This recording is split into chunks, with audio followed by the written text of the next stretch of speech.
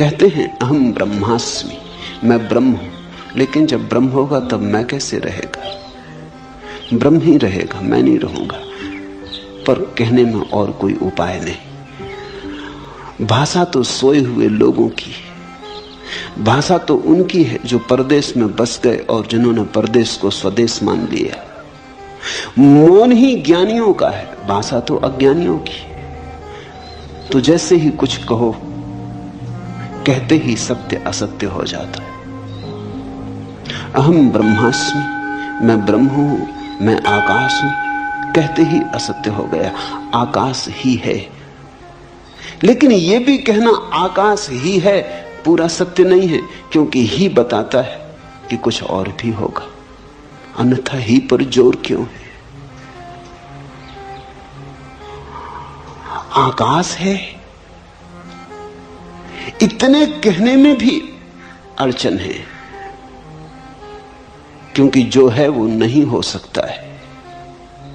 हम कहते हैं मकान है, कभी मकान नहीं हो जाता है, गिर जाता है, खंडर हो जाता है। हम कहते हैं आदमी है, कभी आदमी मर जाता है।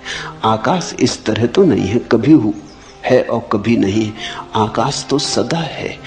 तो आकाश है ऐसा कहना पुनरुक्ति है। आकाश का स्वभाव ही होना है, इसलिए है को क्या दोहराना। है कहना तो उन चीजों के लिए ठीक है जो कभी नहीं भी हो जाती। मनुष्य है, एक दिन नहीं था, आज है, कल फिर नहीं हो जाएगा।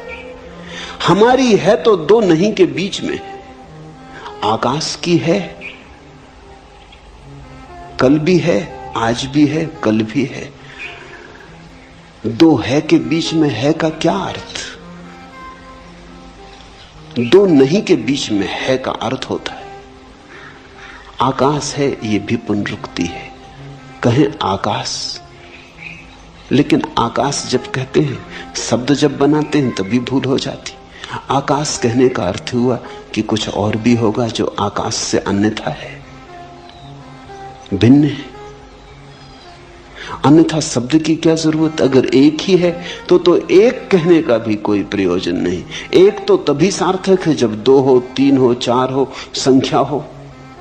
आकाश भी क्या कहना। इसलिए ज्ञान तो मौन है। परम ज्ञान को शब्दों तक लाना असंभव है।